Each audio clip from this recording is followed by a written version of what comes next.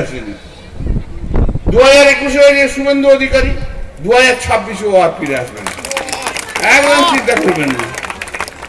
ওর কোনো জায়গায় নেই। আর 1.5 মাস ওর আয়ু রাজনীতিতে, 1.5 মাস পর বিজেপি দলটাই ওকে করে ছুড়ে ফেলে দেবে। আমাদের কিছু করতে হবে না, কোনো দম নেই, শুধু মুখে বাতলা মেরে যাচ্ছে, আর কোনো কাজ নেই, কোনো কাজ নেই, শুধু গরম করা কথাবার্তা বলবে চ্যানেলে ফ্যানেলে, আর যেখানে যায় লোকজন ওকে দূর দূর দূর দূর করে তাড়িয়ে দেয়। সিপিএম তো শেষই হয়ে গেছে, ওর সম্বন্ধে কথা বলে তো আর বেশি সময় নষ্ট করে লাভ নেই, তাই না? আর নেই, আর কি করব। তো আর আগামী দিনের জন্য আপনারা তৈরি হন। দেয়াল লেখা তো দেখলাম ভালোই হয়েছে, আরো দেয়াল লেখা ভর্তি করুন, প্রচারে নেমে যাও। এবারে অঞ্চলে অঞ্চলে মিটিং হয়ে গেছে,